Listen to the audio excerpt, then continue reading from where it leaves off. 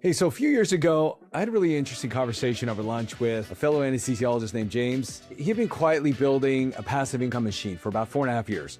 Mostly real estate, a few properties, a couple syndication investments. Cash flow was coming in pretty consistently every month. And so by any measure, he was doing everything right. But the funny thing was, he was still picking up moonlighting shifts for the extra pay. Not because he loved it. He was doing it because the number in his head, that big retirement target he had always been told he needed, still felt so far away. So we sat down and actually ran the numbers. We looked at what he was spending, what he genuinely needed, what his life actually cost, and then we looked at what was actually coming in. Turns out his passive income was already covering those extra shifts. Honestly, he was well on his way to covering all of his basic living expenses as well. He was close, he just didn't know it because he had never defined what there actually meant in terms he could measure, like month to month. Now, the moonlighting he was grinding through was generating money he would almost certainly never spend, so he decided right then to stop. He said he'd be willing to give up more clinical time as his passive income grew. And that conversation stuck with me. I think it applies to a lot of us. Now, if that's something you want to think through, we'll talk about it. Stay tuned. Welcome to the Passive Income MD podcast, where we talk about creating your ideal life through multiple streams of income. If you enjoy hearing about this stuff, make sure to hit subscribe. Now let's get on with the show. So hey everyone, yes, welcome back to the Passive Income MD podcast. Again, I'm your host, Peter Kim. Today we're talking about one of the most important mindset shifts or reframes I've come across in thinking about financial freedom. And it has to do with the question we're all asking in the first place. I mean, most of us were taught to think about retirement in terms of a nest egg. Does that sound familiar? Like you accumulate a portfolio, apply something like the 4% rule, which you might have heard of, and then you live on those withdrawals. Now, the problem is that the target is fuzzy, it's abstract. A number like $5 million sitting in a portfolio, it's hard to feel. You can't tell month to month whether you're close. That number moves up and down. When markets move, the whole number shifts on you. I mean, most physicians I talk to, as a result, just end up grinding. They work towards a goalpost that just keeps moving. So what I want to offer today, it's a different question. Not how much do I need, but how much do I need per month? Let's just make it simple like that, because that number is tangible. I mean, you can build towards it, you can measure it, and it completely changes how you evaluate every financial decision you make. Now, let me walk you through the framework. The first step is the exercise most people skip. This is where you sit down and actually total your monthly expenses. Not what you think you spend, but what you actually spend. Break it into categories and just get honest about what's essential and what's lifestyle. Now, here's a quick and dirty way to do it. Pull your bank and credit card statements from the last 12 months. You open up a spreadsheet, you go through every transaction, and you just flag anything that falls into your essential categories like housing, food, utilities, insurance, car payments, maybe your kid's school or childcare, healthcare, any debt payments, student loan payments, whatever that is. Now, throw each one of those into the appropriate bucket, put it all in a spreadsheet, you total it for the year, and then you divide by 12. That's your monthly financial security number. That's the passive income that if you had would cover your life with no other clinical or day job income coming in. These are the actual non-negotiables. Then you go back to your statements and you do it again, but this time you total everything. You take all 12 months of spending and you divide it by 12. That's your financial freedom number.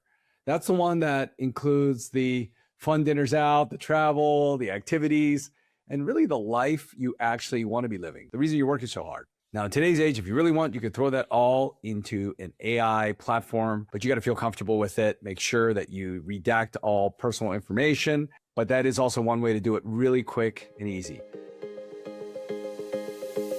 We often talk about financial freedom, but the real goal, it's time freedom. Most of us are drowning in invisible work, the admin, and the mental load that keeps us from the people we love. That's why we created the AI Bootcamp, not to turn you into a tech person, but to give you your life back. This is a live 5-week journey where we don't just teach you, we walk the path with you. From building your first repeatable workflows in week 1 to creating a custom AI assistant that sounds just like you by week 3. We aren't just giving you a system and leaving you to figure it out. We're there to hold your hand. Same-day implementation workshops and weekly office hours means you never get stuck. By week 5, you aren't just trying AI. You have a system that buys you back 5 to 10 hours every single week. Join us. Let's make the freedom shift together. Here's something I've noticed consistently. The number is lower than most physicians expect. I mean, not always, but more often than not. For most physicians I've talked to, it lands somewhere between 20,000 and 30,000 or maybe even 40,000 a month. And people are often surprised it isn't even higher than that. I mean, the other thing worth saying out loud is that the number tends to go down over time, not up. I mean, kids finish college, the mortgage gets paid off. I mean, the lifestyle of your 40s where you're as active as you want to be usually isn't what your lifestyle looks like at 70. Maybe some of us in our 60s, if we're still active, hopefully. Now, most of us are planning for a number that reflects today's overhead, not the reality of tomorrow. And I think that's worth thinking about. Now, once you have a monthly target, you can actually build a plan. Let me walk through a concrete example. Say your financial freedom number is 20,000 per month in passive income. I mean, that's the destination.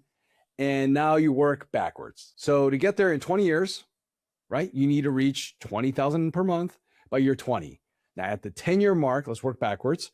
You're targeting 10,000 per month. At 5 years, 5,000 per month. And in year one, the goal is $1,000 per month. That's $12,000 a year in passive income. That's how you build things linearly. Now that first year number is something you can actually build toward. One solid real estate investment can get a physician part of the way there. Again, it's not like a lifetime project. It's a starting point. Like you hit that milestone and then you add the next layer and then the next. The linear model, which I've described, it's useful for planning. But here's what I've actually seen in practice. Most physicians don't stay linear once they get moving. Things compound, your knowledge, your resources, your network. The second deal is faster than the first because you understand the process now. Your network grows. Your instincts are so much better. And by year 3 or 4, most people are ahead of where the projections said they would be. And if you want to move faster, you don't necessarily need a new strategy. You just plug in a shorter timeline and work backwards to what year 1 needs to look like. And once you have the milestones, you can figure out what combination of assets or investments get you there. Real estate cash flow, dividends maybe, some private lending, passive business income as an investment, some syndication distributions. Again, each of those has a different timeline, a different requirement for capital, different liquidity options, different tax treatment. Again, the question isn't which one is the best. The question is which combination helps close your gap sooner, faster, and in the right sequence, given what you have available right now in terms of capital, bandwidth, energy. Now, that sequencing is where most physicians get stuck. I mean, they know what assets they want. They just don't know what to do first. And so they feel like they get stuck a little bit. Like your monthly number gives you something actually very clear to aim at. And those milestones, they give you checkpoints. The map where you put together all your assets, that gives you a sequence to invest in. And again, that's a plan, not just an aspiration. That's not just a far off number someday that you hope you hit. And I want to close with something that really genuinely shifted how I think about all of this. I talk about this book all the time. It's called Die with Zero. Bill Perkins, in that book, he makes an observation that sounds really simple, but lands so hard when you actually sit with it. Most high income professionals die at or near the peak of their net worth. Think about what that actually means. I mean, that means the money that you worked so hard for in your 40s, like the weekends you gave up, the moonlighting shifts you picked up, the holidays you gave up, that all that energy that you put in during years when your kids were young, you were healthy, and time already felt pretty short. Now, if you end up passing at the peak of your net worth, that means that a lot of that time, all the energy that you put in for that income, it's possible you never even get to use it someday down the line. That means that you exchanged that time for absolutely nothing. And that always got me thinking. And again, that isn't an argument to spend recklessly or go crazy. It's an argument for building income streams that give you options now, not just security at 65 or 70. The earlier you start thinking in terms of monthly income rather than accumulating a huge portfolio balance, the more of your actual life you get to live with that freedom already in place.